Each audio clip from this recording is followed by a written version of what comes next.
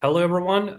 Today we are together with a lot of valuable guests for another webinar. Usually, Mr. Hassan Unal, our dear professor, be the host and the representative of Harici in this webinars, but unfortunately, he was not able to join us. So, as a substitute, I will be doing the moderation today. And our subject is the American and Chinese relations in this a chaotic global scene that we are looking at right now. Uh, First of all, I'd like to introduce our guests to our followers. Firstly, Professor Mrs. Radhika Desai, a political economist and political scientist, a professor at the Department of Political Studies and director of Geopolitical Economy Research Group at University of Manitoba. We have Dr. Chris Mott, a Washington Fellow of the Institute for Peace and Diplomacy. We have Mr. Nelson Wong, Vice Chairman of the Shanghai Center for Impact and International Studies, a private think tank in China. And we have Dr. Hauke Ritz, a German philosopher and writer. First of all, I like to say that we welcome every one of you and appreciate the time that you spend with us today.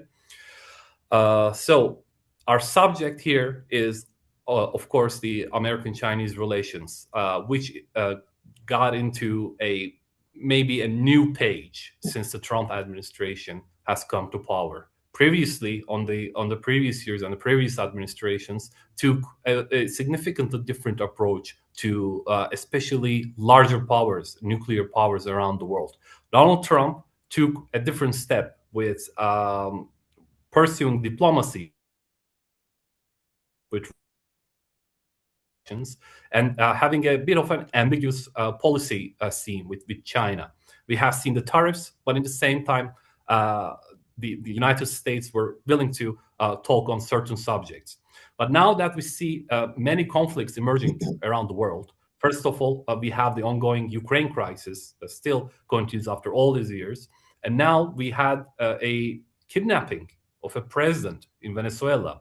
And now we are seeing a bombing and a rampant destruction of Iran under American and Israeli alliance. So, in this sense, we are seeing a background view where, yes, Americans are pursuing their own interests, but in the same time, there is a view of keeping China's energy sources from their reach.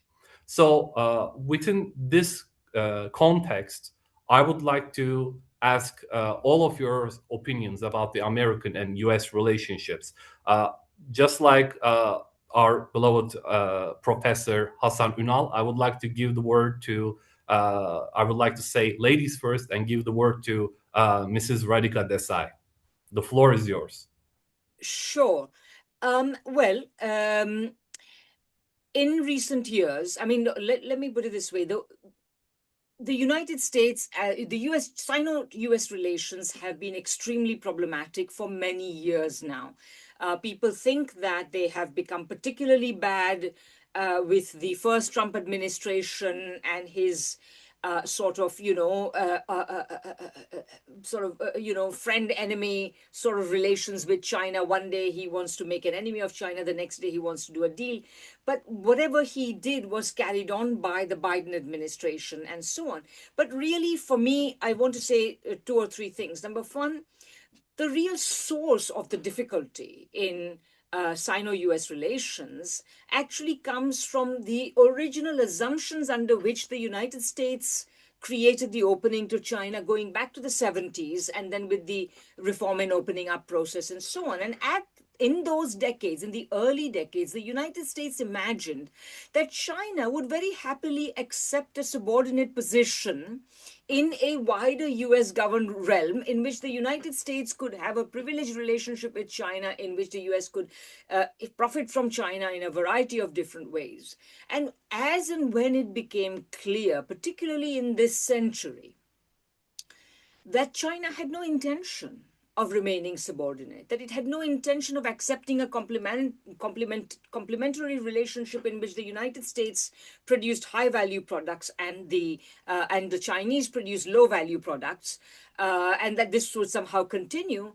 The Chinese were clearly determined to move up the value ladder. So I very clearly remember George Bush Jr. imposing steel and aluminium tariffs on China.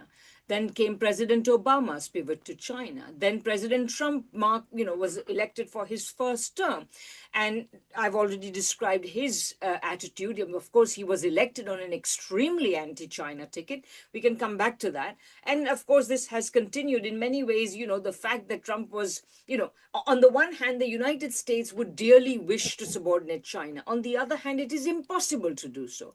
Hence, particularly with the Trump administration, you see the flip-flopping attitude. So that's the first thing I want to say. The second thing I want to say, that in more recent times, that is to say over the last year particularly, as the Trump administration has been wreaking havoc on the world economy, on the international and diplomatic relations of the world, with its own allies and what have you.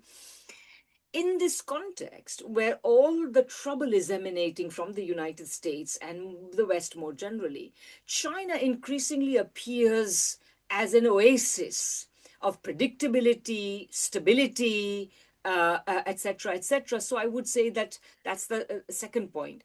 And the third point I would make, and that's my final point, is that of course in recent months, we have seen the Trump administration, which was already unhinged to begin with, getting even more so. To me, for the longest time during 2025, every major commentator was trying to find, not every, but many major commentators, most major commentators were trying to find a method in Trump's madness. There is no method in Trump's madness. There is no grand strategy that he's following. Basically, what you see, the flip-flopping, the self contradictions, the frequent changes of direction and policy, which you see today. In fact, we saw a great deal more of that, and I'll close with that. But let me just say, the reason for this is because the internal crisis of the United States has reached a very critical point at which politicians cannot get elected without making promises that they have no intention of keeping, and indeed they cannot keep. If you take seriously the idea that once they get elected, they are in the hands of the American corporate capitalist class, which has no intention of creating a more productively dynamic economy, which creates jobs, etc., etc. None of these things are possible once people like Trump get elected. And hence this Trump's approval ratings have been going further and further down.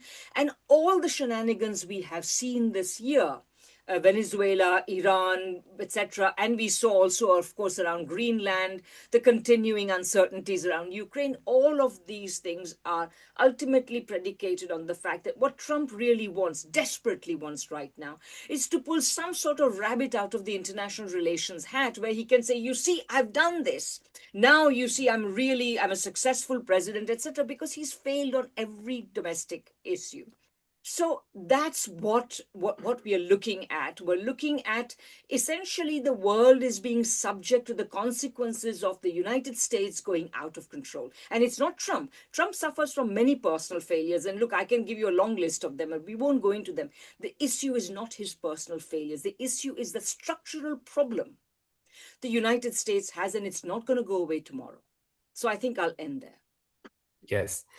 So I'd like to remind all of our guests that on this webinar, we are going to have 15 minutes of time for each guest. And then we will go into the question section where I will ask a few questions to all of you. So thank you, Mrs. Radhika Desai. It was a really valuable insight. I want to continue with Mr. Chris Mott. Mrs. Desai said that, especially with the Trump administration's foreign policy and even the domestic policy, the way to understand what he does is incredibly challenging because there's no grand strategy. So, from your perspective in the United States, I know that many journalists or academics are pursuing to understand what we are questioning here. What is the goal what is the end goal for Trump administration. What do you say about this? What do you think is the goal? Well, I first have to start by saying that I agree with everything that Professor Desai said. That's a very good summary of where we are right now. As to what the goal is right now, well, I can tell you what the goal was in the past. I'm not quite sure what it is right now.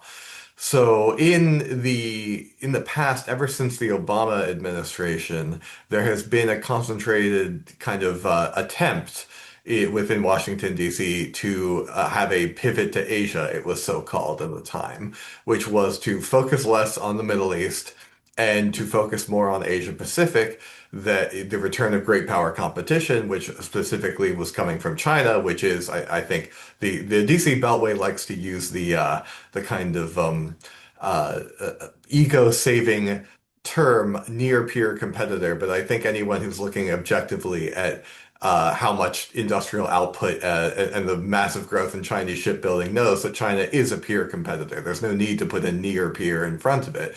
And so I think people were in the past much more interested in pivoting towards a kind of competition with China that eschewed a lot of this nonsense that really, I mean, it started in the Carter administration back in the 70s, but really took off in the George W. Bush administration in the 2000s, this hyperfixation on the Middle East. However, what happens is every single subsequent president gets dragged back to the Middle East. This is, of course, happened with Obama himself, who coined the phrase the pivot to Asia. He decided to take advantage of the Arab Spring and induced state failure in Libya, which is, I guess, evidence that Trump's state decapitation techniques that we've seen in Venezuela and attempted in Iran are not actually all that new, because the Libya operation in 2011 has basically a very similar type thing. Then there was the involvement Operation Timber Sycamore in the Syrian civil war that went on kind of quietly in the background and was, of course, a major defining aspect of the Obama administration's foreign policy. Trump was elected, just like Obama before him, on a promise not to do these Middle East interventions anymore. He defeated Hillary Clinton, who I think anyone would acknowledge was basically one of the most hawkish people to ever run for president. Particularly on issues like this, by underscoring these types of issues. And decisively, the states that he won were states that had a higher percentage of veteran communities who were growing more skeptical of these things. Of course, he didn't do that. He doubled down on support for the so-called moderate rebels in Syria, and he was an Iran hawk from the get-go. He tore up Obama's only real foreign policy accomplishment, which was, of course, the JCPOA with Iran. And so then you have Biden, who got sucked into the Gaza war and supported Israel. And then you have Trump back running once again as the less interventionist candidate against Biden's hapless successor. And every single time there is a trend here that people promise less interventionism. They actually tend to win elections on this promise. And then, of course, they double down on their previous person's level of interventionism. Now, Trump has gone full circle back to George W. Bush. And so where did this pivot to Asia ever go? And I think the answer is they can't quit the Middle East. There is a deeply dysfunctional relationship that is the center of everything. Part of it is, sure, like a lot of lobbying goes from that region into Washington, D.C., from the Gulf states and from Israel. But it's also, I would say, and this pains me to admit as someone who does not like to see that much ideology in foreign policy, but it is ideological in a sense. As we have seen with the redeployment of like counter missile protection, not just away from Asia. There goes the pivot to Asia. The THAAD batteries being removed from South Korea, Marines being taken from Okinawa, shipped to the Middle East. We are also seeing a doubling down within the Middle East of protecting Israel from Iranian missile attacks at the expense of many of the Gulf states who also are supposedly part of this war in a variety of ways and part of this alliance network. And so it becomes increasingly obvious that there is one ally that is favored in DC more than any other ally. It is, of course, one of the best customers for the defense industry, but it is also one whose lobby, while not actually the one that spends the most, I do believe the UAE, Turkey, and Azerbaijan spend at least equivalent amounts of money, but is the most effective and has the largest domestic constituency in Congress. And so you have this extreme doubling down of kind of, shall we say, Israel first in foreign affairs, which of course Israel is a revisionist power in the Middle East, trying largely unsuccessfully at the macro scale, but successfully at the micro scale to become a kind of hegemonic force in that region. And the US is effectively bankrolling this process, which drags it further and further into the region. Now, I would say that is a very, very bad mistake on behalf of US grand strategy, whether you're a China hawk or not. I personally think that US-China relations can be constructive and peaceful, even if obviously there will always be a rivalry between two such big powers, as there always has been, as there always will be. And it's nice to see that so far China has refrained from America's excesses and drawing any kind of ideological conclusions on its great power competition. It largely sees it as simply great power competition, which is what it is. Whereas the U.S. tends to get bogged down into, freedom versus and democracy versus quote unquote authoritarianism and whatnot. And so there's all these levels of kind of self-justifying interventionist rhetoric that overlap in Washington, D.C. But what they've done is they have completely removed the priority of the pivot to Asia that was begun, I don't know, 15-ish years ago. And I wonder if such a thing even applies anymore. And I can only theorize as to what is going on right now. I really just think there's different factions competing against each other in the administration. Kind of Vance and Gabbard on one side and maybe everyone else increasingly on the other. And the interventionists in the Middle East are winning right now. But what we are, I think, seeing is that maybe they have decided that for the time being, there will not only will there not be a pivot to Asia, they will actually say, China's too dangerous. We'll actually accommodate with them is our compromise, and we will actually deploy our force and our power against everyone else, everyone who cannot resist us. And we're going to start with Iran, who is the state that, I think people of a certain generation in the US view as an existential danger to their worldview for some reason, and and that this is going to be this, and perhaps Venezuela will be the examples of like smaller countries better get online, or they'll have to fear us. Bring back the fear to the equation. But right now, it does seem that competition with China is de-emphasized. Competition with Russia is currently ambiguous. The Trump administration is actually much more hawkish on Russia than many people think, but it is not prioritizing that at all. But then very much interventionist towards the global south, attempting to kind of shore up a fading unipolarity through a kind of hard power doctrine. That would be the closest I can come anyway to coming up with what the logic behind the grand strategy is right now in the US. Yeah. Thank you, Mr. Chris Mott. I'd like to add something to what you said about the American politicians being elected on the platform of being anti-interventionist. I think I recently heard Gavin Newsom making similar claims to being anti-Israel, not anti-Israel, but at least being critical a little bit. And another Democrat, Josh Shapiro, actually criticized him for it, saying that you're just doing this to get elected. So I think maybe the next in line to do the exact same thing as Trump and Bush is already visible right now. So thank you so much. I'd like to move on to Mr. Nelson Wong. So right now we are seeing a change in the American foreign policy in many grounds, but also in other situations, like in Middle East, we are seeing repeat of the same. Maybe someone can call mistake, someone can call like neocons say it, that it's a necessity.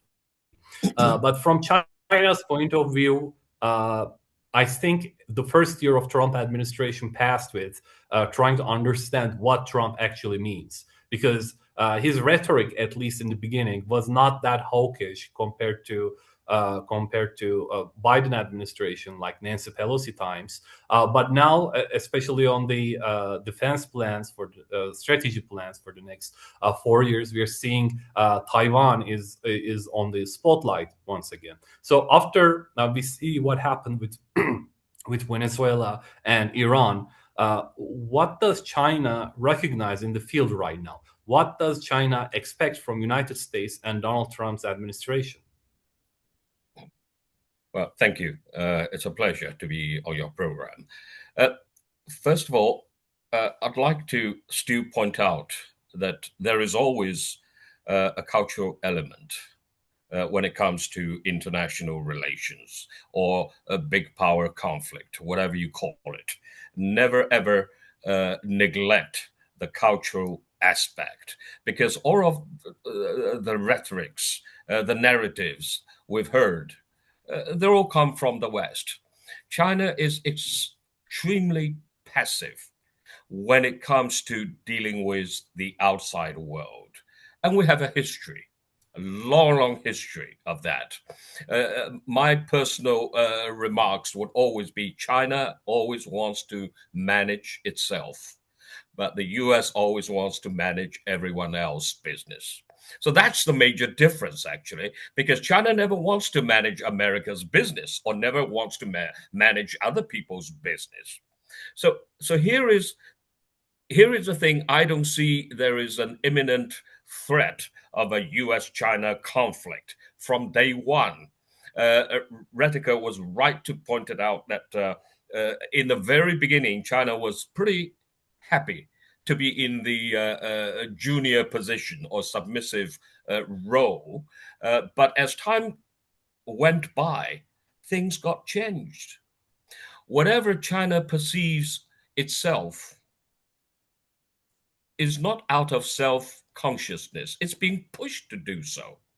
It's being pushed to do so because the perception of China by the outside world, and particularly by the West, has changed. Because China always, our tradition is always, we want to do some business with everyone, and that's it.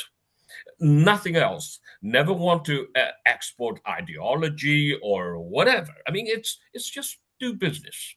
A very pragmatic country and people. In a sense, it's simple. But then here is, the counter argument. This is well, it's a country with 5,000-year history. How can it be simple? Yeah, we want to manage ourselves. Whatever within our border, we take care of it ourselves. And our politics is reasonably quite simple and straightforward. It's a country managed by one dominant party.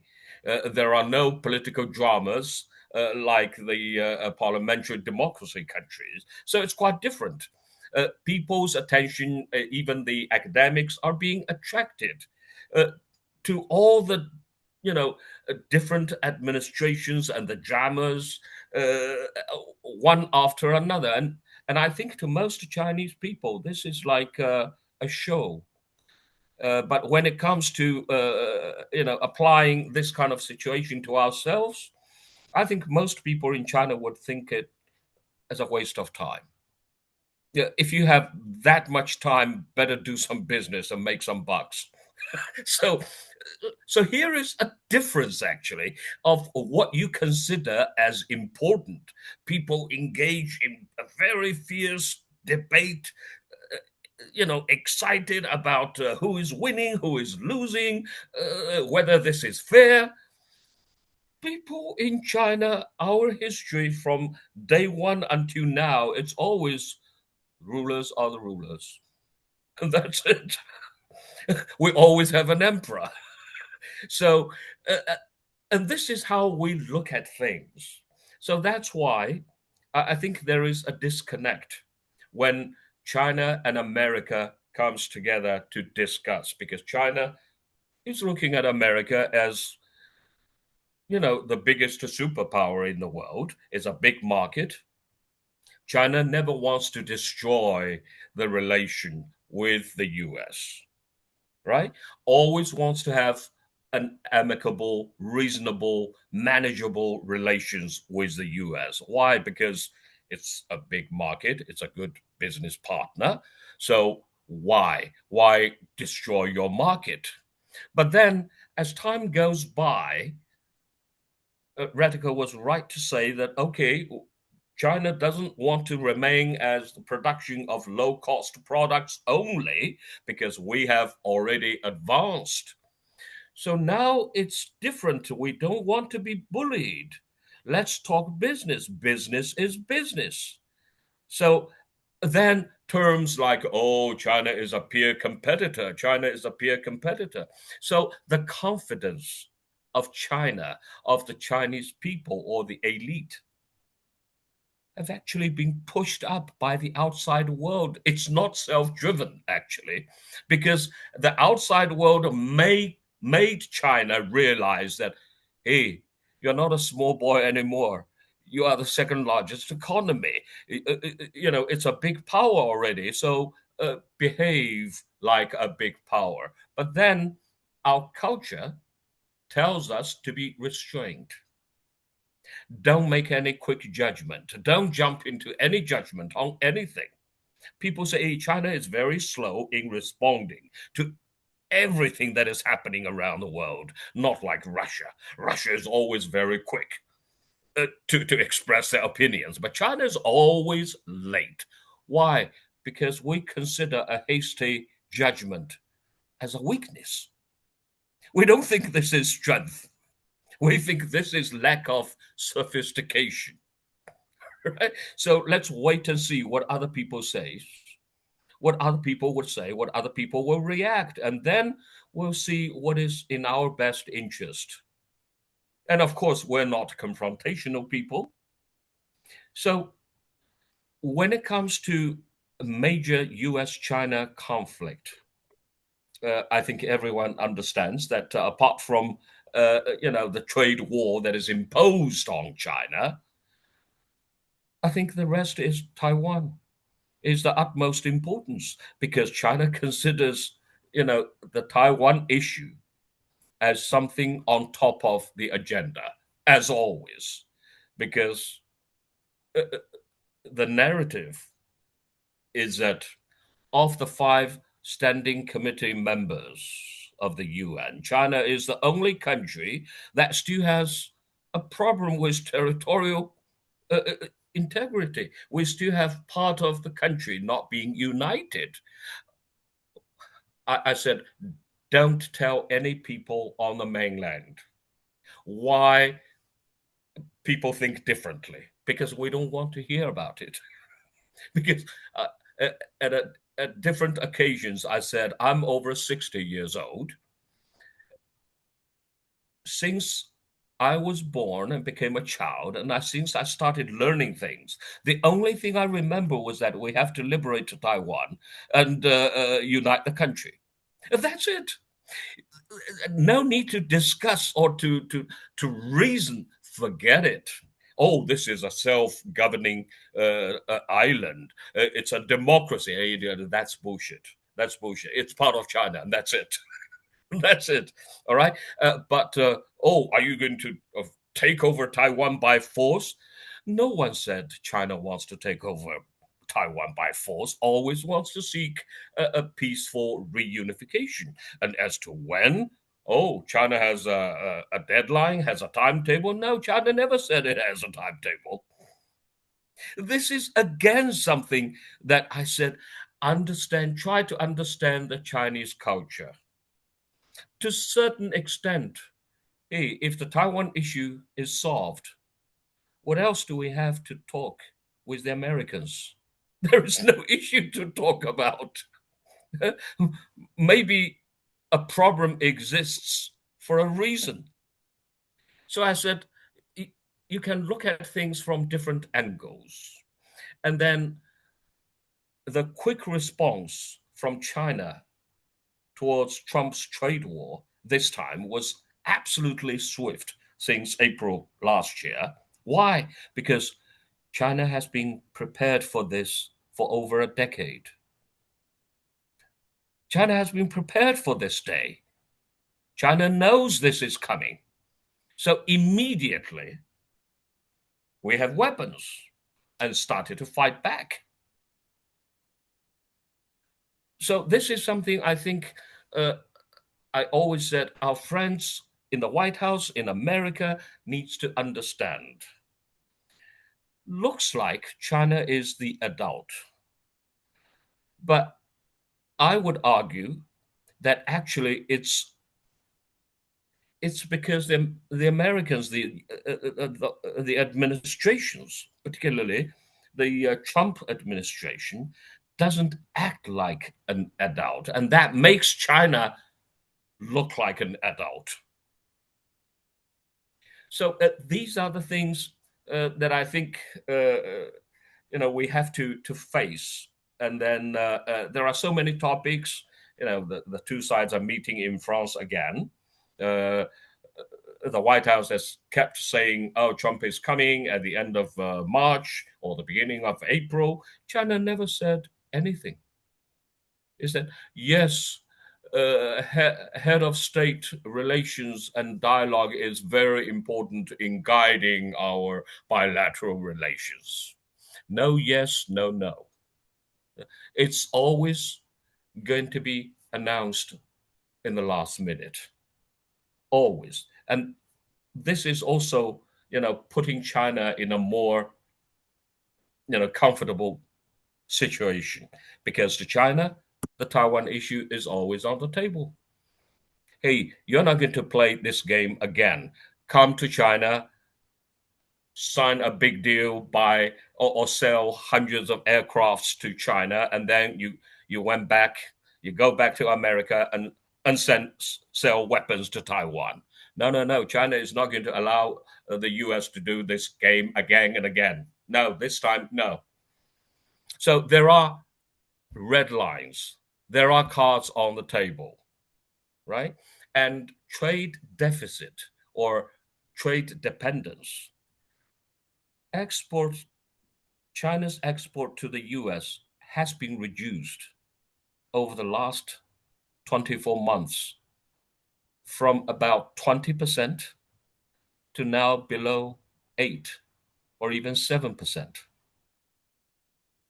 So these are the things that you can see. China has been doing things, preparing for the worst case scenario, very quietly, not loudly, but very quietly.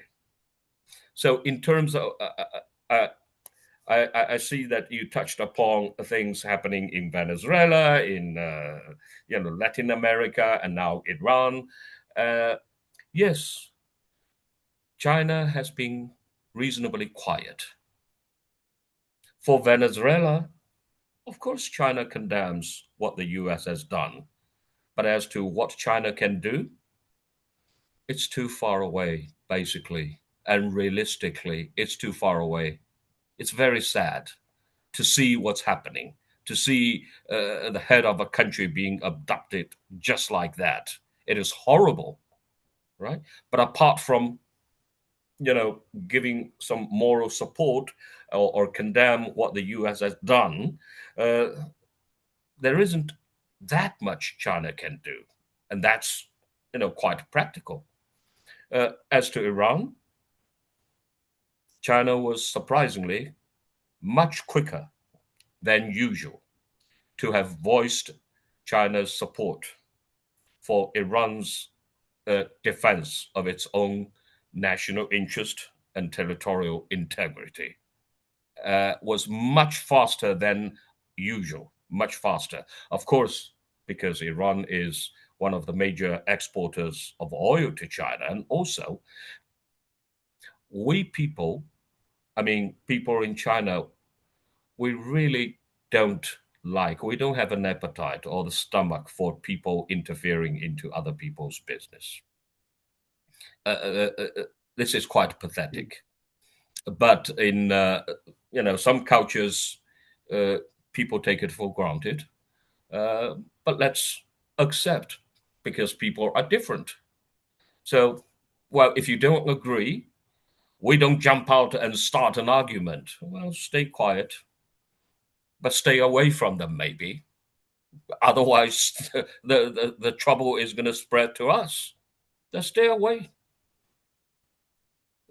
So, Yes. and I think the world is getting really complicated, and I'm personally very worried about the current situation in Iran, in the Middle East, because it is spreading out. It is spreading out, and how this war is going to be stopped. I don't think anybody has a very clear answer at this stage, because things are changing, and Trump is changing as well, right? The only person that hasn't changed at all, I think, is Netanyahu. But then the Iranians are not like the Arabs. It's different people. So now this time, it's not likely that the Iranians are going to surrender. They already said it's not possible. And you're going to send ground troops? No, no, no, no. It could be worse than Afghanistan. So China has been observing very closely on the development of the situation, are very concerned about the prolonging of this war, the shutting down of the Strait of Hormuz. Yes, it is quite dangerous. If it's going to last longer than a month, I think people should be prepared for the worst case scenario. The worst is perhaps yet to come. Thank you. Yes. Thank you so much, Mr. Nelson Wong. It was a valuable comment. I would like to continue with Mr. Hauke Ritz. So there is a perspective for Europe in all of this. Mr. Wong made a comment about how China was pushed into this direction of being competitive, in a sense, to the United States, because it was feeling under threat to a certain extent. Now, with the Trump administration's latest policies regarding Europe, we are seeing maybe even a similar path for the European countries, because there was an ongoing alliance between the European countries and the United States. But Greenland is one issue, but besides that, there were multiple considerations that soured the relationship between the two parts of NATO alliance. So in this point, we are looking into Europe as in a some sort of crossroads. They are trying to make a decision on which path they are going to take. Is it going to be once again with the United States, or it's going to be a path of their own, or even a country like China, which they deemed as some sort of adversary before? From your point of view, how do you see the path that the Europe is in right now? Thank you very much for your question. The current elites in the most European countries, especially in Germany and France and other major European countries, have made their career with connection to the United States. It's very obvious in the case of Friedrich Merz, who worked for the company of BlackRock, but also in the case of Macron. And therefore, the ability of those leaders and those governments to really enable and think about an independent course of Europe is limited. Nevertheless, there is a rising number of countries within Europe, for example, Hungary, Slovakia, and in recent time also Spain, who start to think about alternatives. And I think this number of countries will grow. But I don't think that the change away from a US-dominated world order will start in Europe. It maybe start in the Middle East, where the attack of the United States without an UN resolution right during peace negotiations has disrupted the global economy to such a large extent, and had also shown how weak the American military is in the Middle East, that this may cause a chain reaction where more and more Arabian countries will understand that they can preserve their wealth and their economy and their well-being much better without the United States than with the United States. Iran, I think, can for a long time continue its attacks on US bases. And a disruption of the oil supply is one of the most dangerous things in world affairs. And it is not possible that a coalition of American forces will send ground troops in a large number anytime soon. Even if it would be possible, it will take at least 1 year. Therefore, the only possibility to solve this conflict quickly is that the United States gives in. And I think the pressure on the United States will rise in the upcoming months. And of course, the strategy behind the attack on Iran was probably that the United States thought that Iran is the weak chain within the BRICS nation, and that they could not directly confront Russia, that they cannot directly confront or pressure China, not even economically. And therefore, they thought that Iran is maybe the deep hanging fruit they could handle. But I think only a little bit more than 2 weeks in this war, we can see that this is not the case. And it is not the case because Iran is, we have also to think about the Iranian culture. It's one of the most old cultures on this planet. Its age is similar to China. There are only three peoples in today's world that have ancient roots. And this is China, this is Iran, and these are the Jewish people, and to some extent maybe India. And I think this is the reason why it was not possible to colonize Iran in the 19th century. It was not possible to colonize Iran with indirect methods for a long time in the 20th century. And it's also the reason why Iran today is the only real sovereign independent country in West Asia and in the Middle East. And in this regard, Iran plays in the Middle East a similar role as Russia plays in Europe. If we look on the European continent, mostly all European countries are to some extent dependent on the United States, be it that they are NATO members, EU members, or by other means indirectly controlled by this international system that was built up by the United States in the last 80 years. And Russia is the only European country with true sovereignty, not only economic sovereignty, military sovereignty, but also sovereignty in the terms to have a concept, to have an independent orientation in world affairs, to look after its own interest, to have a grand strategy on its own, which is not only looking the next 4 or 5 years, but for 20, 30, 40 years. And I think similar can be said about Iran. Iran plays exactly the same role in the Middle East. The most Arab nations are dependent on the US. Some of them are not really real nations because their boundaries have been drawn by colonial powers, and there are to some extent, artificial states. Some, like Qatar, have a very mixed population, which weakens them further. And despite the fact that some of them, like Saudi Arabia, spend such a large amount of money for their own military, they not really can defend themselves. And in this regard, Iran is an example. It is the only country that could show some resistance toward the genocide in Gaza, together with Yemen and some other, and Hezbollah and so forth.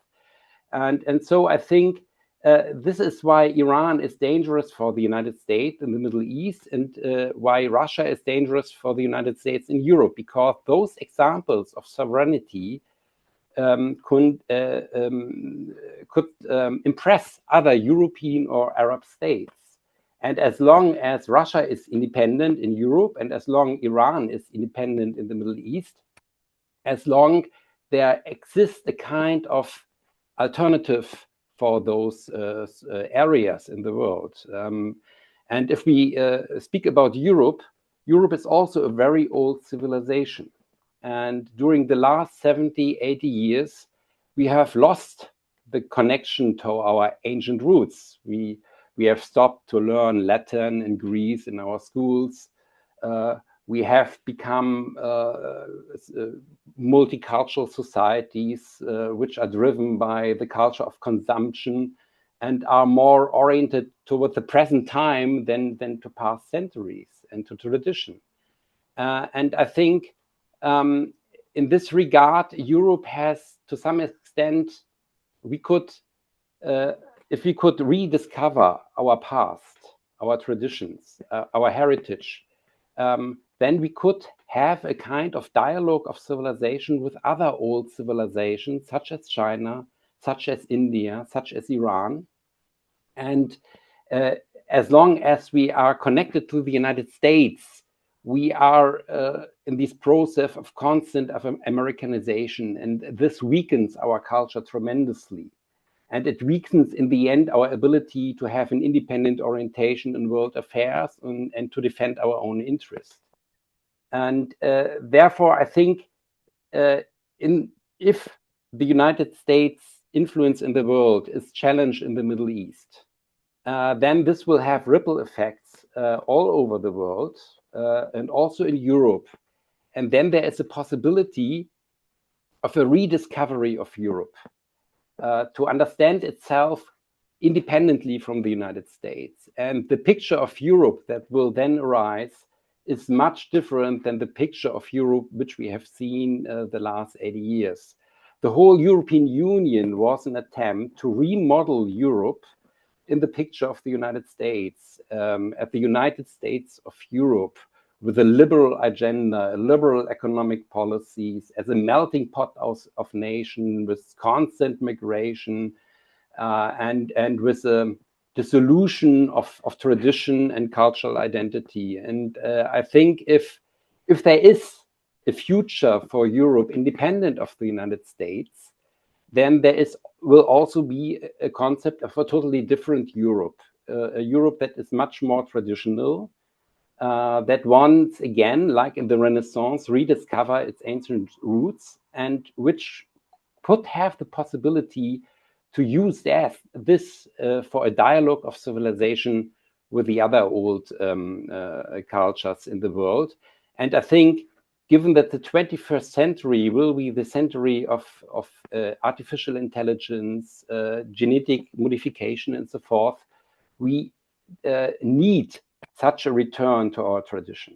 Otherwise, we cannot handle the revolutionary development of these new technologies, because the philosophical questions that arise from these technologies are so fundamental, they question our picture of man so deeply, that we have to rediscover traditions in Europe like humanism, the Enlightenment, the great philosophical tradition we had in Europe.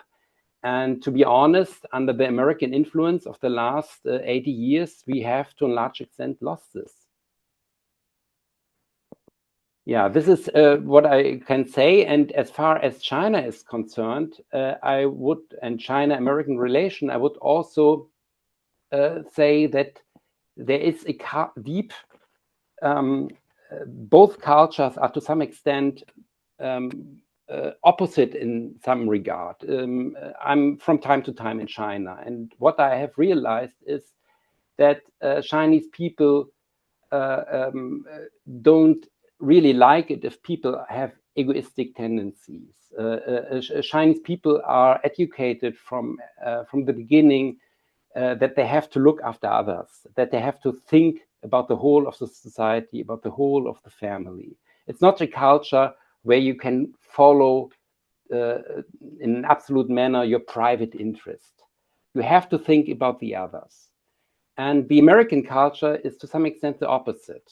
In America, the word I is written in big letters. And an American president like Trump, he, without any shame, shows egoistic tendencies. He wants to have the oil of Venezuela. He wants to have show his force in Iran. And I think these egoistic tendencies that can be seen in American foreign policy will alienate over a longer period of time the Chinese people. And that because of these cultural differences between China and the United States, there is not the possibility of to have a kind of treaty anytime soon. And furthermore, we have seen in the American foreign policies in the recent months that peace negotiations were used as a cover to attack. We have seen it in the 12 days wars against Iran. We have it seen recently. And we have it also seen in peace negotiation with the Hamas, between Israel and the Hamas, where an attack occurred in the state of Qatar. And we have to some extent also seen it between American and Russian in American-Russian negotiation, at least if we think about the attack on the residence of the Russian president a few months ago. And I think the Chinese people, the Chinese politicians who see this will have difficulties to trust a possible contract with the United States. So the United States has first to show some predictability, but the whole strategy of Trump's team seems to be not predictable. He thinks this is a kind of strength, but from the Chinese perspective, it's a kind of weakness. And I think what is tremendously necessary to prevent a further escalation is that some experts about cultural differences try to advise the American president and maybe also the Chinese president, so that these misconceptions that build up can to some extent be solved. Mr. Ritz, thank you so much. Now we can just move on to the question section. I'd like to start with Mrs. Radhika Desai.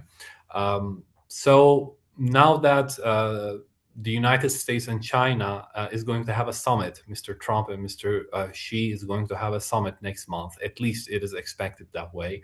But within the reports coming inside the United States, we are seeing that the Americans want to go there, wants to meet with Chairman Xi from a position of power, position of maybe a victor, in considering that they will be controlling the zones where China is getting their energy from, which is Venezuela and Iran. That was the expectation, but now that the Iranian war is going further than what the Americans assessed in the beginning, maybe the meeting could be even canceled, because the American media is claiming that Trump wants to be in United States to assess how the war is going and follow the war efforts more carefully, and not spend time with diplomacy with other nations in that time. So in this sense, what do you see is going to happen if a meeting takes place? Who is going to be in the position of power, and what should be expected from Trump administration to get from China? Sure. First of all, as you say, it is not clear anymore that a meeting is going to take place. And I think it's important to understand that well, obviously, the American side will put forward whatever reports they want. But this morning, the first thing I read this morning was that the Financial Times had conducted an 8-minute long phone call interview with President Trump, during which he said a number of things. He said that Japan, South Korea, China, the Europeans, etc., should all help the Trump administration open the Strait of Hormuz. Now, it really bears thinking about what this man is trying to say. He's basically saying, I'm failing as the mafioso that I always was, or my country is failing to be a mafioso. But we still want to be that. And now we want you to help us to remain the mafioso. And remember what a mafioso is. He is somebody who protects you from a danger that he has himself created. So in this sense, I mean, this offer is going to make absolutely no sense to any of the countries concerned. And I would say that applies to the Europeans. Europeans are already, they even before this this morning's news, I have been reading in the papers that the Europeans have been talking about opening diplomatic channels to Iran themselves. The Indians, of course, are desperately trying to ensure that Iran will allow at least some of the oil through, etc. Similarly, Japan, etc.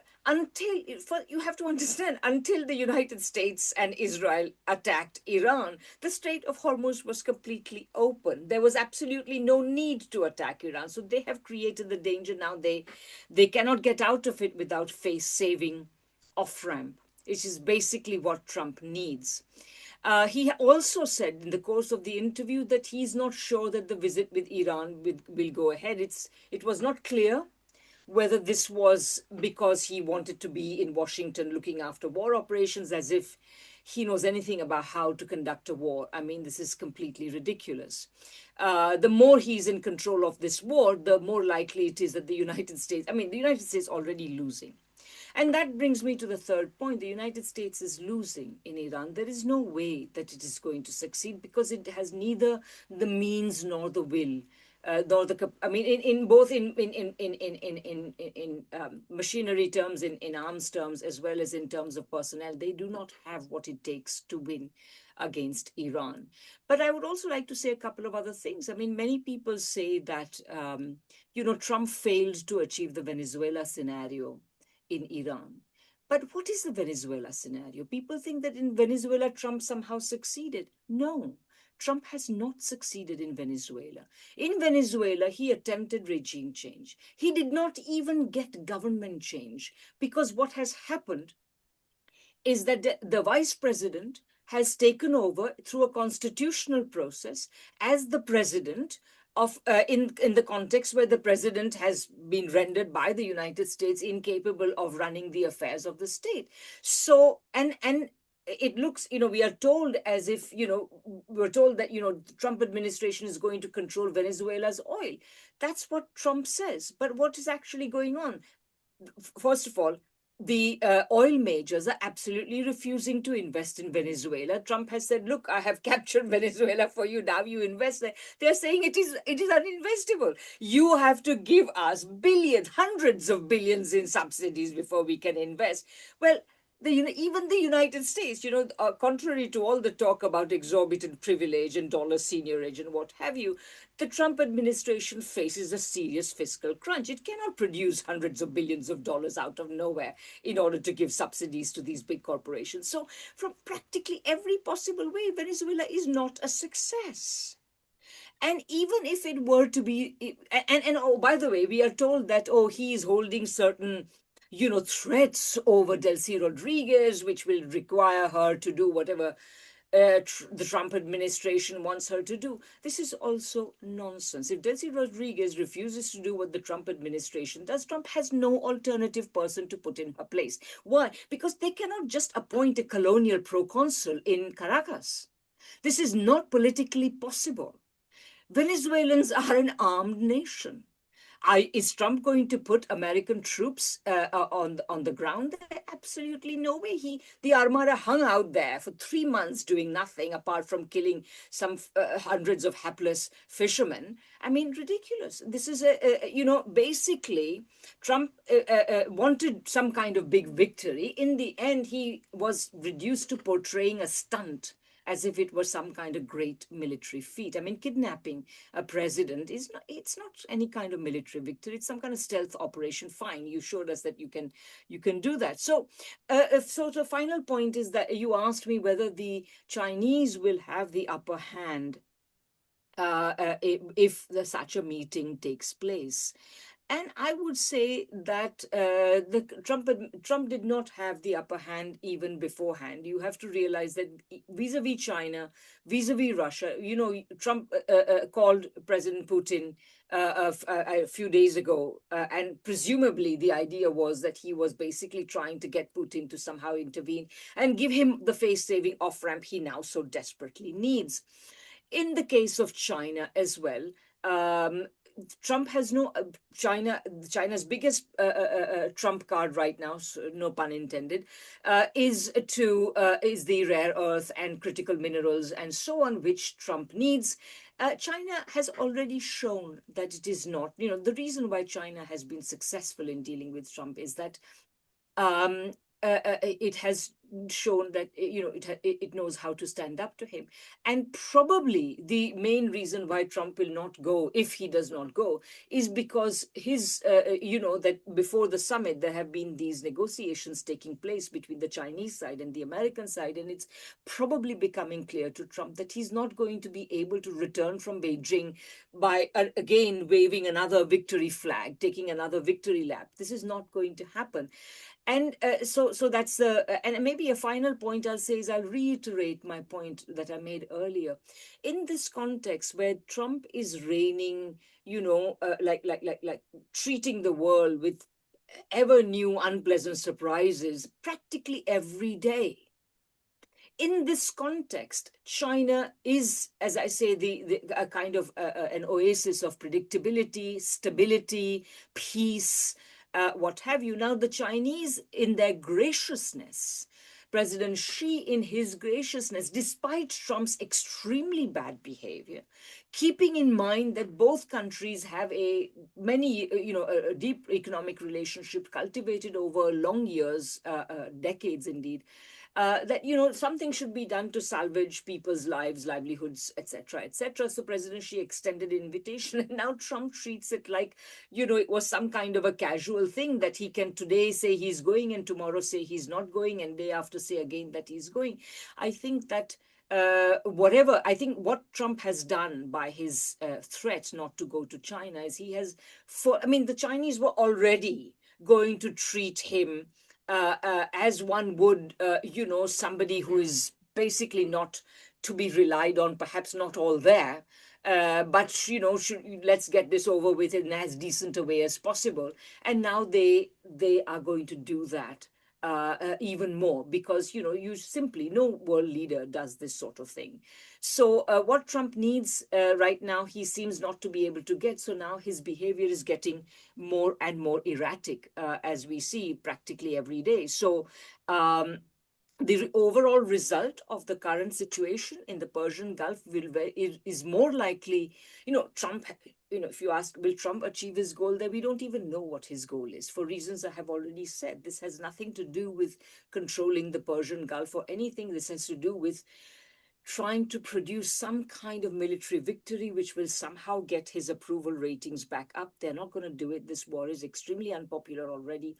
Doesn't matter, and he's not going to have anything that vaguely resembles a victory. But what could easily happen, for reasons that I think some of the other speakers, I think Chris, you and Hauke Ritz, both of you perhaps have pointed out one thing, which is that the United States, along with its predecessor, the UK, their intervention in the Middle East region has been to systematically distort the politics of that region away from popular democratic legitimacy and towards elite rule for more than a century now.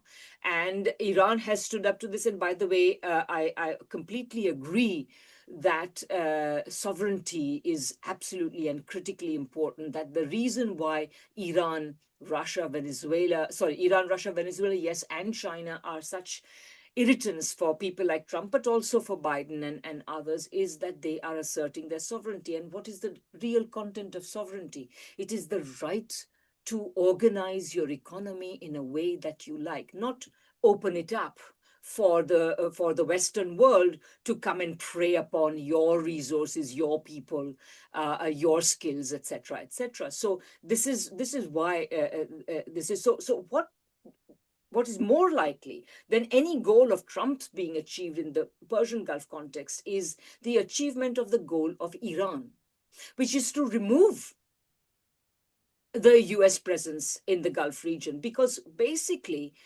what the Gulf states, who have until now all these monarchies and Saudi Arabia and whatever, what all of these countries can see is that the United States cannot be relied on to deliver anything vaguely resembling security to them.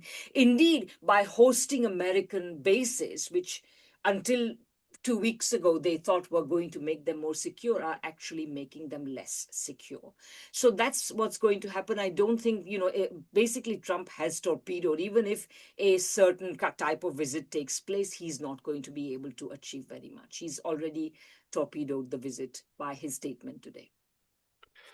Mrs. Radhika Desai, thank you so much. I would like to move on to Mr. Nelson Wong. So when you were speaking, you drew a full picture of what China did and how it reacted to the policy changes in United States. And when we look into how tensions risen in Asia and how United States pushed China into a certain corner in their mind, it was always visible, especially with the Nancy Pelosi Taiwan crisis. And now we are seeing Venezuela and Iran situation emerging. As you said, China pursued some sort of restraint, a patience policy regarding United States. But when we look into the economic ground, where Donald Trump pursued a tariff policy against China, we have seen a way more adamant approach, a more concrete, if I may, approach from China, where they didn't back down to Trump's tariff threats. So we are, in one hand, we are seeing the military side and the political pressure that the United States has put on China, which China did not pursued an active policy against that. But in the other hand, you have the economic way where China stood their ground. Do you think, in your perspective, the economic way of deterring United States is going to be enough for China to keep their sovereignty and especially their sovereignty over Taiwan as well? Well, I think in terms of policy, when it comes to economy, I think China would still very much like to retain a good or reasonable relation with the US, even though we know that the US would never call us as a friend. But even as a friendly competitor or a co-opetitioner, co-opetition, right? Cooperation and competition, whatever you call it, we still want to do business with the US. And now, I think over the last year or so, since Trump is back in power, I think China is now quite clear that it is actually the US that is not ready to decouple from China. They can't do it. They can't do it. So that's why it gives China more confidence, actually. So yes, the rare earth is a strong card that China is playing. But I have been warning at different occasions. I said, yes, rare earth is rare earth, but never underestimate the development of science and technology. That might always be new materials. So maybe in a few years' time, rare earth will be replaced by something else. And maybe this time, the US has abundant supply. You never know. You never know. So different sectors of the country will always have to be, on the alert. And this is how a big country like China should defend its own interest. So overall, I think in terms of the prospect of China-US relations, we do not foresee any immediate threat of a war between the two countries, because there is no point of these two countries going into a major conflict. People say Taiwan, yeah, maybe, the war over Taiwan is. Why? What is the point? Because to China, it is not about whether the US is going to interfere or not when China is going to exercise its willingness to seek the unification. I think it's more about how the island is going to be governed after the reunification. This is a more pressing issue, actually. You cannot send people from the mainland to govern the island alone when the 20 million people are not happy. So more effort should be made, by the mainland to convince the people in Taiwan that perhaps this is the time we should continue, start talking about how we're going to be coming together. If you don't like the one country, two systems model, then what else do you have in mind? In terms of the way of unification, the mainland government, I think, is quite open. It's quite open, and very flexible as well. It is actually those people that wants to openly declare independence. If that happens, don't be surprised. China is going to take over by force right away. There is no compromise whatsoever when it comes to that critical point. So other than that, everything can be discussed. And this is a Chinese attitude. And then people may ask, but how? What are you going to do? What kind of model? Hey. Our predecessors said, leave it to the future generations. It is too complicated. This is the kind of way of thinking. All right. But it seems that this generation really wants to solve the problem. So let's see who is going to be charismatic enough to come up with some novel ideas that will satisfy both sides. Because we're the same people. And so many businesses in Taiwan are, developed. They have developed due to the mainland market. They are quite big, and people are working together, actually. It is not that hostile. It is not that hostile at all, right? We worship the same, you call it Chinese gods, right? We have the same tradition, speak the same language. We have different dialects, but it's basically the same. But in terms of a political standing, of course, China will never recognize Taiwan as an independent entity. Never. So other than that, things will be okay. What else that is going to stop China from developing a good relations with the US? Dependence on the market. China has been diversifying its market for export over the last 10, 20 years. So worst case scenario has been thought about and prepared for already. So now it should only get better. So this is the kind of thinking, right? Because we've already prepared for the worst. So let's work for the better. But on the other side, let's look at the other side of the coin. We realize that the Americans do not think like us. And we have to accept that because they do not think like us. So that's, a catch-22. Let's see how it goes. But for the upcoming visit by Donald Trump to Beijing, if it takes place, let us do not give too much expectation. I think we know that it is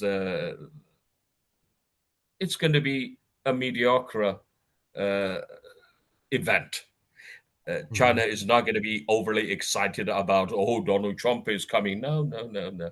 Very, very calmly. Mr. Trump is just another, big country president. Why he's so different? No. And morally, well, he has disrupted the entire world so drastically. And I think we all know now, given the technology, we now know there is nothing you can cover. He's got too much of a plate already domestically, right? As if he still has not enough. He kept dragging stuff onto the plate. So can he manage all of that? Well, good luck to him. Yes. Thank you so much, Mr. Nelson Wong. I'd like to move on to Mr. Chris Mott. So when Donald Trump got elected, we are trying to experience his foreign policy from a more realist perspective. He was trying to create some sense of a understanding between nuclear powers, at least to a certain extent. But in the defense policy text that United States released this year, the policy that they were pursuing regarding Taiwan was some sort of deterrence coming from their allies in the area, which is the countries like South Korea, like Japan, maybe Philippines. Friendship with these countries would help United States deter. But more specifically, they put a sentence there that piqued my interest, which is that America is not capable of deterring China alone. And I think that when you add up this certain line together with the difficulties that the United States suffer, especially on the naval production capabilities, the ship capabilities and everything, which is a big name. And when Donald Trump meet with the generals, the admirals of the Navy, he was telling them, I will give you the ships that I promised you because I know how important it is for you right now. And the American Navy was repeating the same line that we need the ships. So when you look into the general policy of the United States when it comes to quote unquote deterring China, do you think that the allies on the ground is going to add capabilities that the United States do not possess right now? Or do you think that Americans are actually capable of doing this on their own, but this is more of an internal conflict from like a budget situation they always talk about? What do you say? I would say this is all based around deterring a conflict from their perspective rather than the actual roles things would have in a conflict. So for example, like these other countries, they have specific roles to play. They're given kind of a niche to explore. In the case of South Korea, it's kind of like it's army based in a way, though they have a powerful surface fleet, but it's a kind of like how good of an allied army can you have on the Asian mainland? Of course, from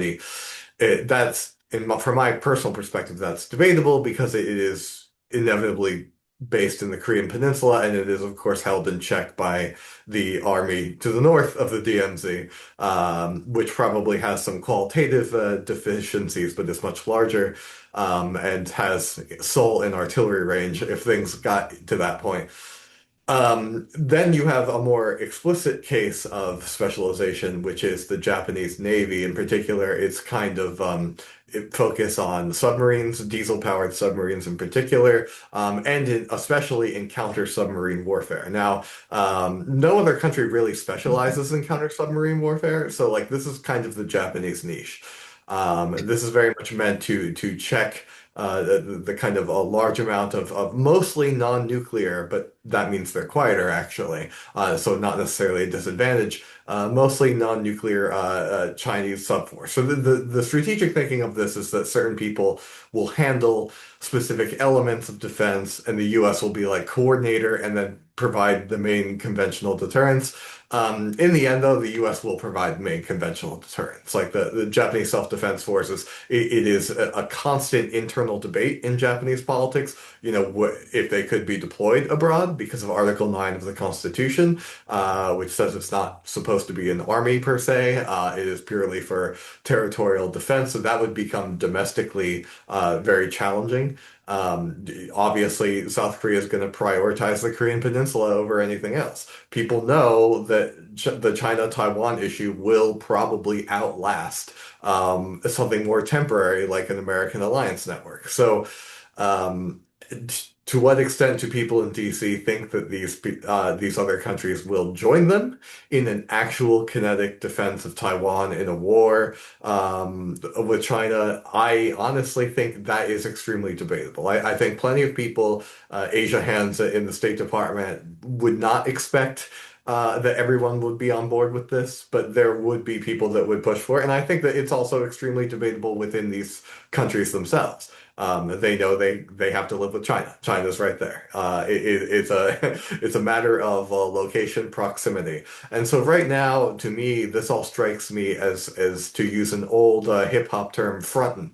Everyone is bulking up and saying, you know, we will defend Taiwan, but I don't think that there's a certainty or any consensus around that issue whatsoever. And I think in Trump term two, which has been much more hawkish than many people expected, is actually much less hawkish on this particular issue. They I think, seem to have seen this as a danger. I think there's more and more people that view Taiwan as a potential liability in a sense, right? Because they'll look at its proximity to China and its distance from everyone else except for, you know, the southernmost areas of Japan. And that becomes an issue. It becomes almost like this could be a burden in the sense that Cuba was for the Soviet Union. It looked like a great victory, but it actually became kind of a tedious process to have a close relationship with it when it's so close to the U.S.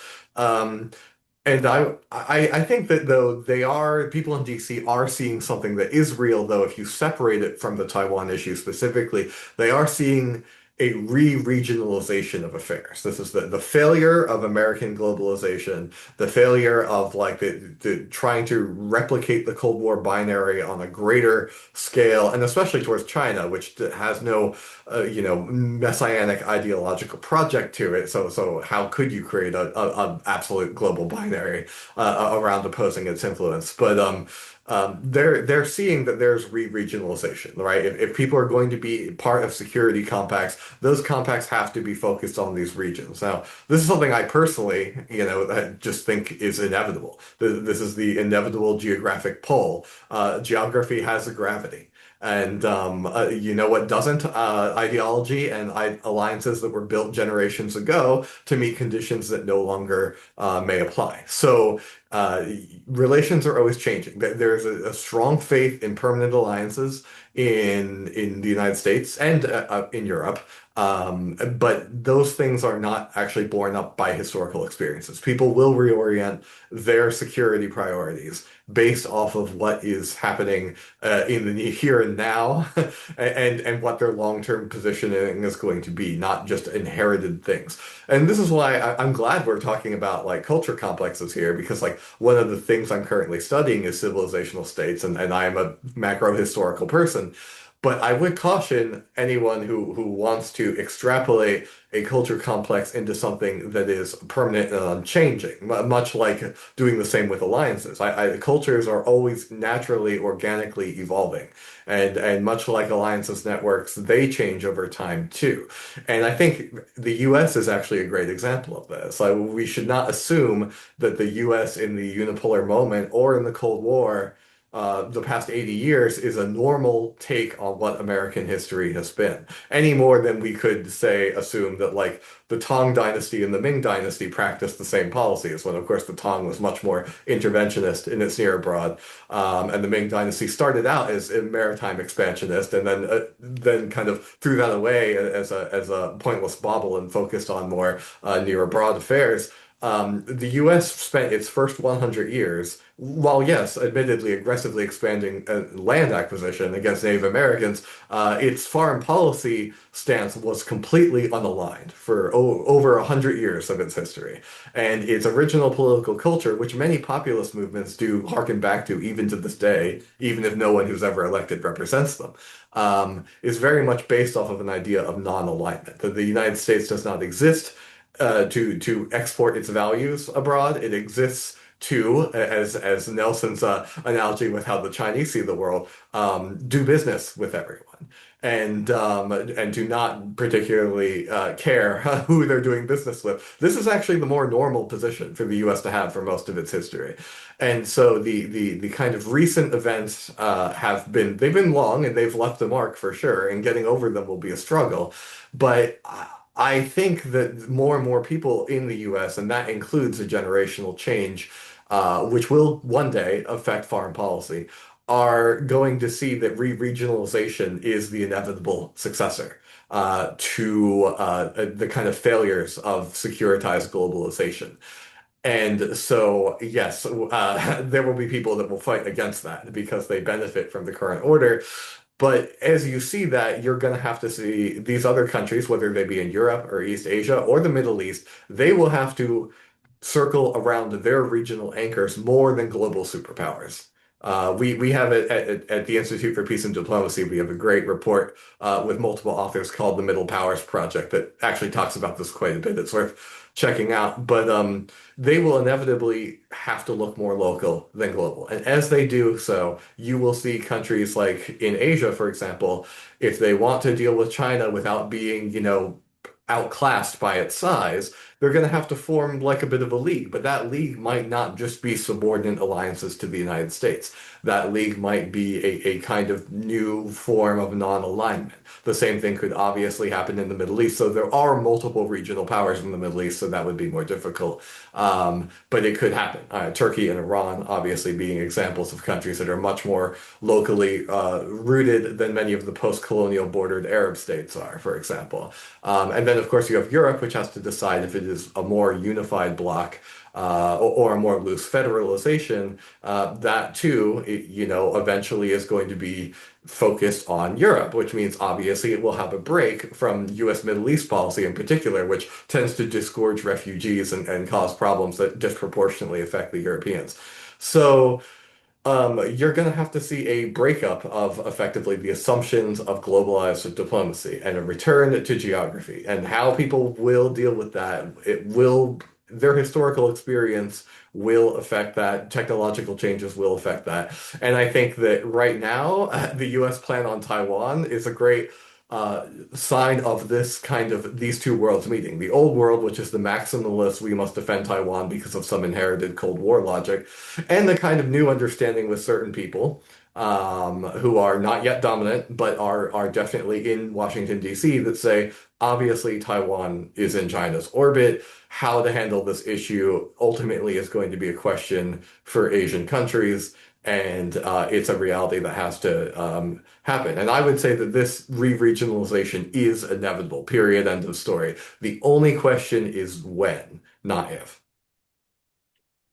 Mr. Mott, thank you so much. Lastly, as we are coming to the conclusion of our webinar, I have one more question for Mr. Hauke Ritz.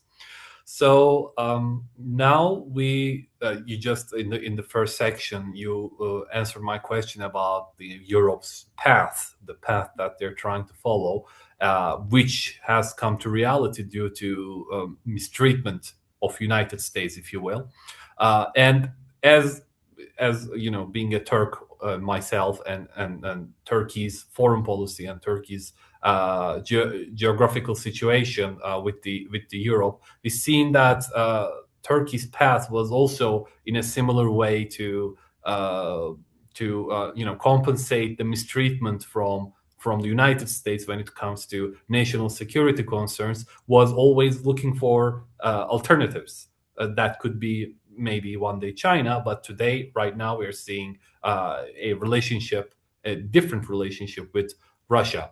So when it comes to Europe, we see more particular members of the European leadership, like Mr. Merz or Mr. Starmer making visits to China afterwards all the crisis of Greenland happened with the United States. Um, Years ago, maybe 5 years ago, 6 years ago, or in the Biden administration, or in the first Trump administration, there was a claim that the NATO is going to die.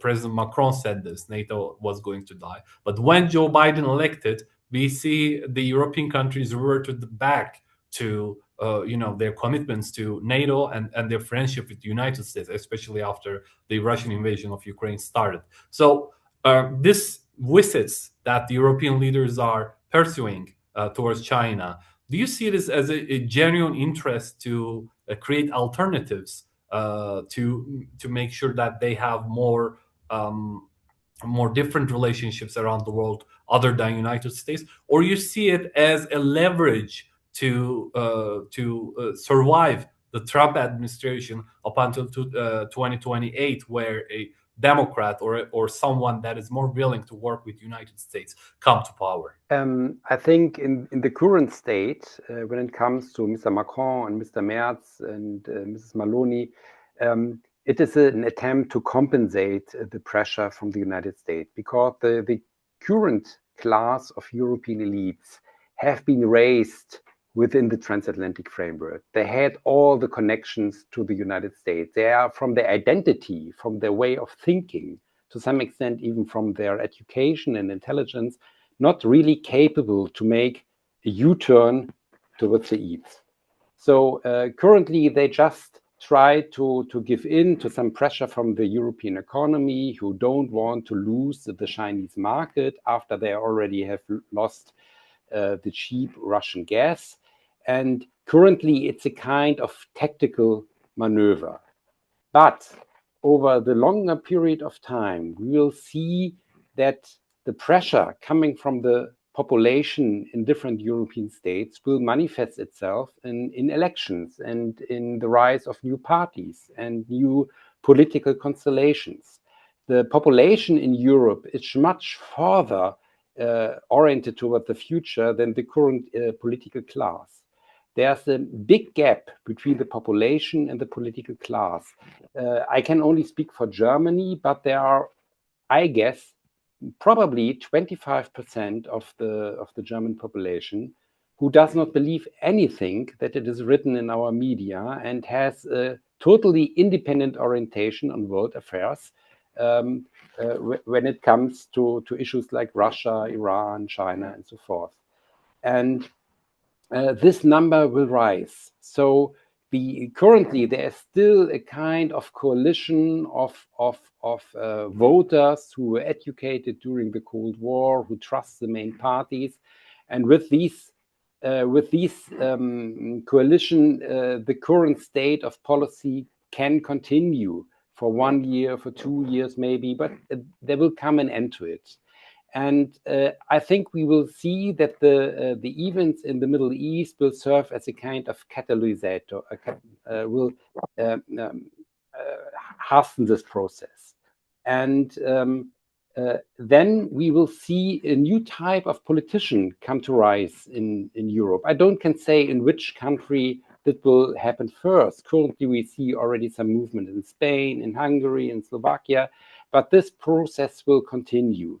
And of course, it is easier for the current politician in Europe to first open the door to China than to open the door to Russia, because Russia was so demonized in our media for so long. It was portrayed and is still portrayed as the enemy. And so from their identity, it is currently not possible for our politician to revalue the relationship to Russia, but it is much more easier for them to do it with China. But the way to Moscow goes over Beijing. And there will come a time when relations to Russia will be restored, because Russia and Europe are living on the same continent. At least the most populated part of Russia is on European soil. And culturally, Russia is a European country. The cultural differences between Germany and Russia are lower than the one between France and Germany. So Germany and Russia are two countries that have been connected to each other for centuries. We exchanged population to a large number. For 200 years, 100,000, maybe millions of German resettled in Russia. The Russian modernization in the 18th and 19th centuries was done by German scientists, German technicians, and German farmers. And after the downfall of the Soviet Union, millions of Russians and German Russians, as they are called, after 200 years living in Russia, returned to Germany. And they are now 4 to 5% of today's German population. And then we have the East Germans, which are a quarter of the German population. And they had direct contacts for 40 years during the Cold War with the Russians, learned Russian in school, have exchanges, class exchanges during school time and so forth. So there is a large percentage of the German population who has cultural bonds, contacts, experience with Russia. Russia and Germany are deeply connected on a social level.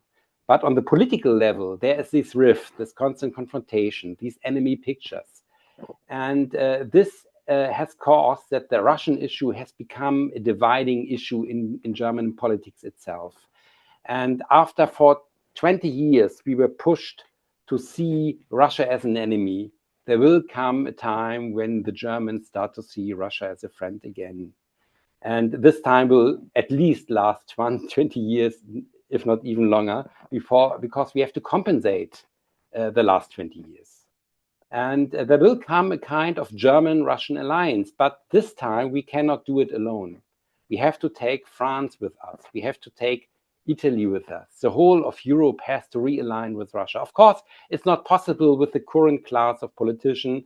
It's not possible with the current class of journalists and scientists at the universities. So there has to be, we have to wait for some changes in those institutions. But I think the process is inevitable because the resources are located in Russia. The resources Germany and the whole of Europe need so dependently. And also Russia is the bridge towards China. And China is the biggest market in the world. And China will also be the source of all new technologies in the next decades. So the German economy, which was very productive the last decades and which is now in a kind of crisis, can only regain its productivity if it has contact to Chinese companies which are researching artificial intelligence and so forth, and help to implement those technologies in German factories. And I think this was also one of the attempts, one of the goals which guided Mott's visit in China recently, that Germany can profit from the rise of AI in China, because China is using its AI to improve its productivity and not to build these huge centers in the United States where I don't know what they really are doing there, but the Chinese approach towards artificial intelligence is much more interesting for the German economy than the one in the United States. And therefore, there will come a process of reorientation in Germany and in most of Europe. And this will go hand in hand with a cultural change, a cultural reorientation of Europe, which I already have mentioned. And everything has to be understood in a new way once Europe emancipates itself from the United States, becomes a post-Atlantic power. We have to revalue our own understanding of history. We have to revalue the relationship between state, society, and the individual. We have to revalue our understanding of other cultures. If we go back 200 years ago in European history, many European philosophers and writers were very interested in Chinese culture, Indian culture, Persian culture. Goethe, for example, has written the East-West Divan, where he was highly interested in Persian culture and Arabic culture.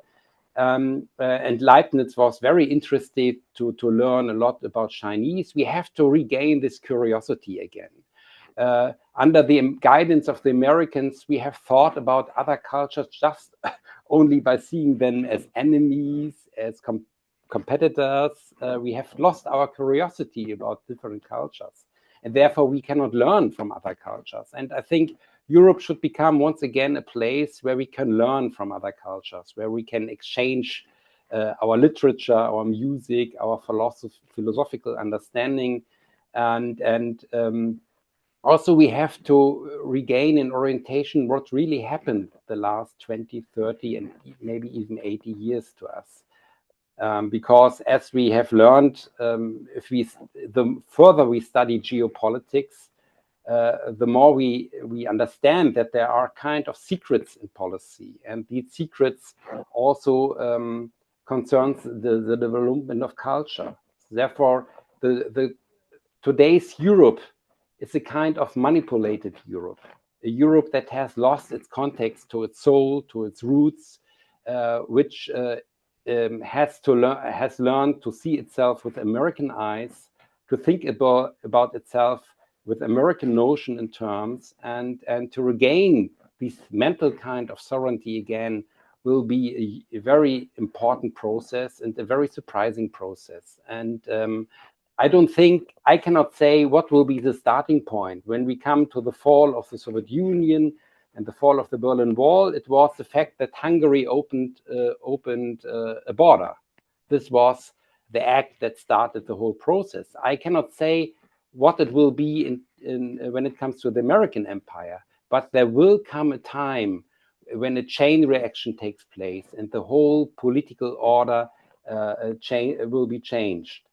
And it's not only the end of the American empire, it's also the end of a 500-year tradition of empires, which started with Spain and Portugal 500 years ago. After Spain and Portugal came the empire of the United Netherlands, then came France, then came Britain. And the United States is just the last example in this chain of overseas empires.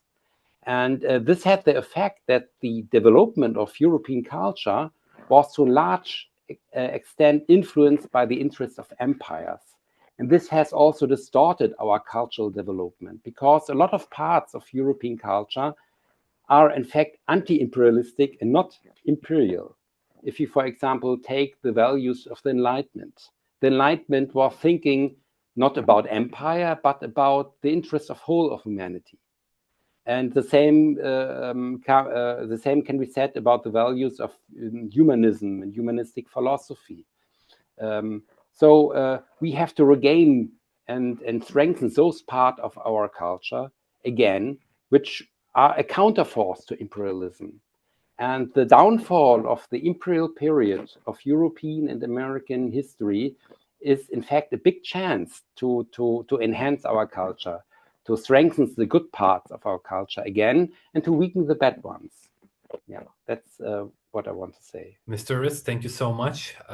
So this concludes our webinar for today. I hope this was a enjoyable conversation for our guests here, and a fruitful one for all our followers. Thank you so much, Mr. Hauke Ritz, Mr. Nelson Wong, Mr. Chris Mott, and Mrs. Radhika Desai. I wish to have you once again in this channel, and I want to say to our followers that to keep following us for more interviews and more webinars like this. Thank you so much.